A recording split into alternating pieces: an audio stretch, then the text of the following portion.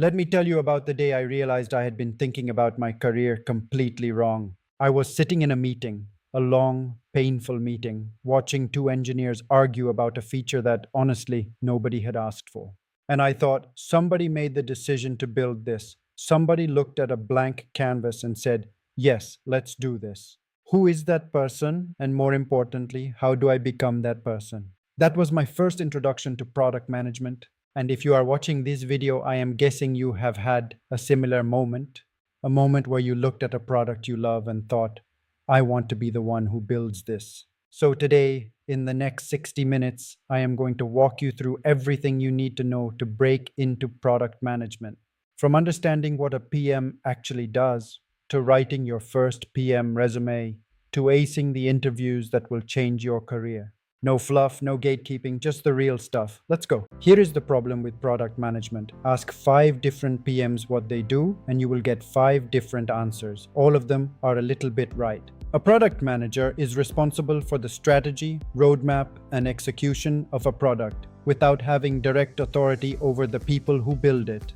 You lead through influence. At the core of everything a PM does, there are 3 pillars that define your success every single day. First is strategy, deciding which problems are worth solving. Second is execution, where strategy meets reality through specs and daily decisions. The third is communication.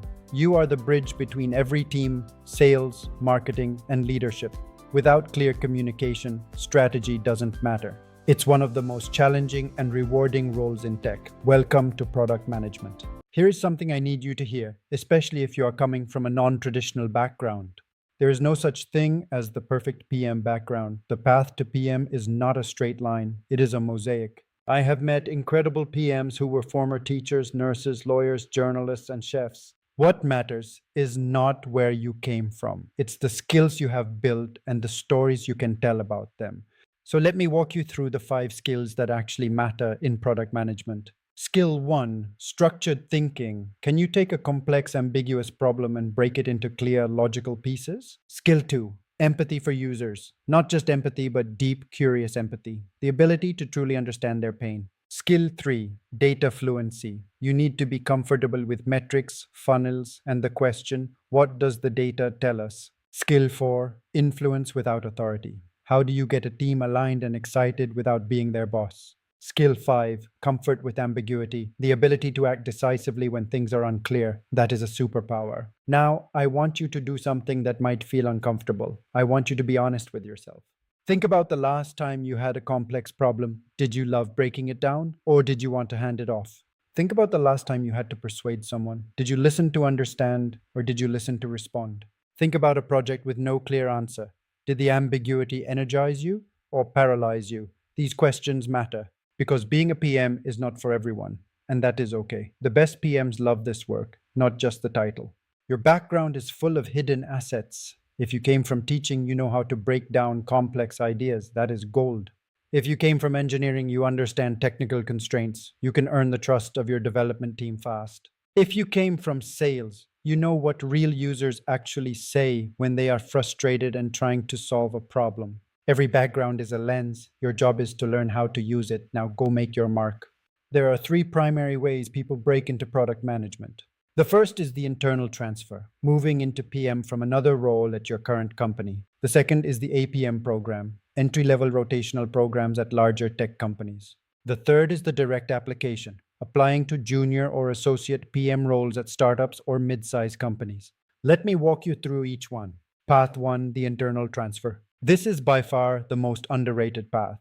If you already work at a company with a product team, you have a massive advantage over outside candidates. You know the product, the customers, the culture, and the team. Here is how to engineer this. Start by doing PM work before you have the title. Volunteer to write specs, offer to run user research sessions, ask to sit in on product reviews. When you have already been doing the job, it is much easier to make the case that you deserve the title. Then have the conversation, not I want to be a PM someday, but I have been working toward this, here is what I have already done, and I would like to talk about what a formal transition could look like.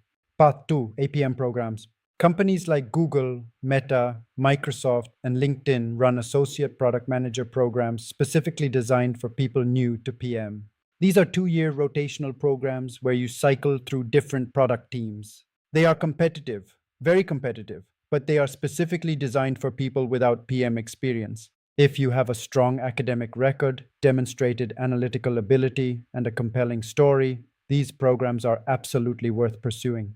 One important tip: the application process for APM programs usually includes a written component. Start practicing your written case studies now, not the week before applications open. Path 3: the direct application. Startups and growth stage companies often hire junior or associate PMs, and they care less about your pedigree than your potential and your hustle. Many of my favorite PM stories involve someone who applied to a small startup, impressed them in the interview, and never looked back.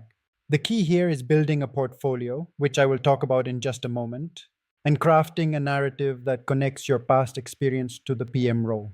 How do I build a PM portfolio with zero experience? It's a question I get all the time. Here are 3 ways. First, personal projects. Pick an app you use daily and do a teardown. Write a product spec with clear feature proposals. It proves your PM thinking. Second, contribute to nonprofits. Offer to help shape their roadmaps. Real world experience counts, even if it's unpaid. Third, write publicly. Share your product insights on LinkedIn or a blog. It builds your presence before you even meet a hiring manager. On your resume, focus on impact. Instead of helped with, say, led a redesign that increased conversion by 12%. Numbers tell the story.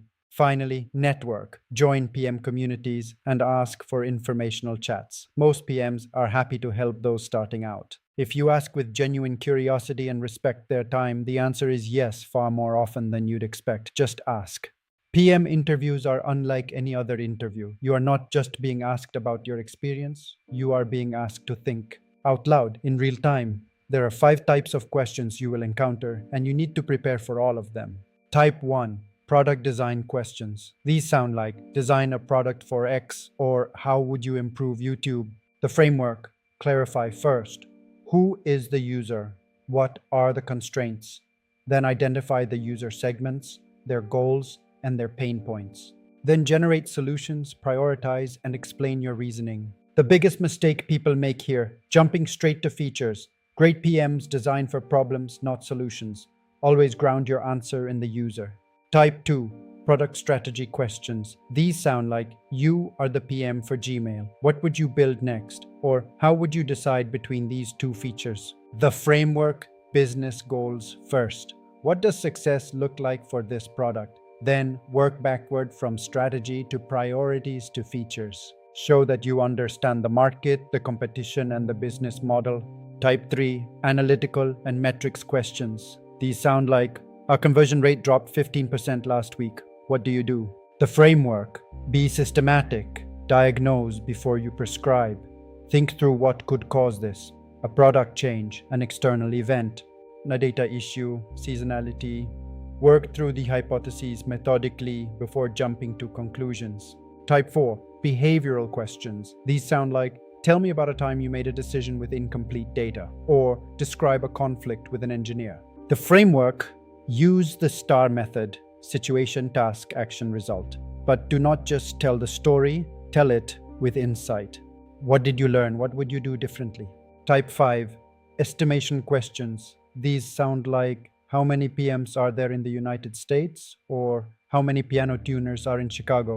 The framework: think out loud, break the problem into components, make reasonable assumptions, and arrive at a number. They are not testing whether you get the right answer. They are testing whether your thinking is structured and your assumptions are reasonable. Now, let me give you the practice routine that actually works. Week 1: study the frameworks. Week 2: start practicing out loud, alone, with a timer. It is uncomfortable. Do it anyway. Week 3: find a practice partner. The feedback loop is irreplaceable. Weeks 4 and 5: full mock interviews. Week 6: light practice and mental preparation. You have put in the work, trust it. Near the end of every PM interview, they will ask, do you have any questions for us? This is not a formality, this is an opportunity. The questions you ask reveal as much about your thinking as the answers you gave. Here are questions that will make you memorable.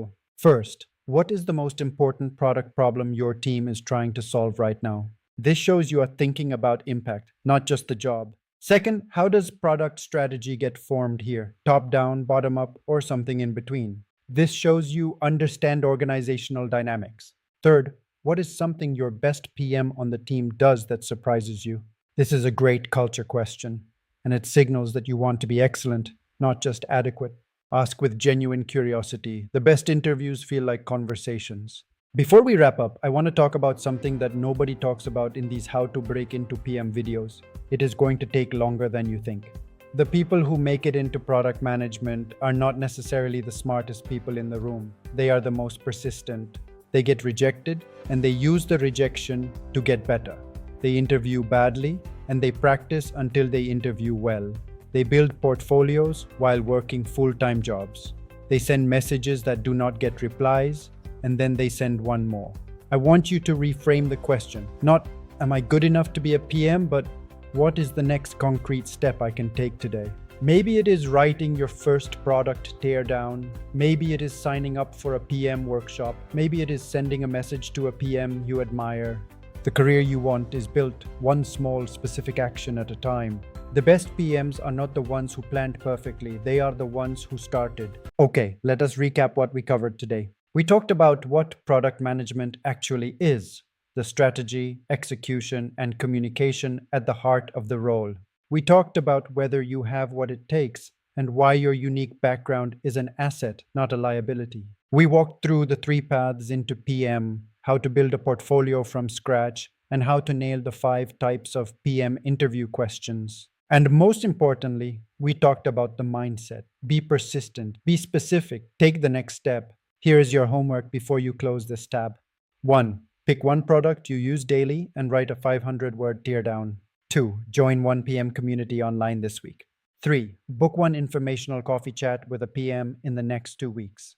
3 things. Do those 3 things and you will be ahead of 90% of people who say they want to be a PM. If this video helped you, please hit the like button. It genuinely helps more aspiring PMs find this content. Subscribe because I have a full series coming on PM frameworks, portfolio building, and interview deep dives. And if you are going through this journey right now, tell me in the comments.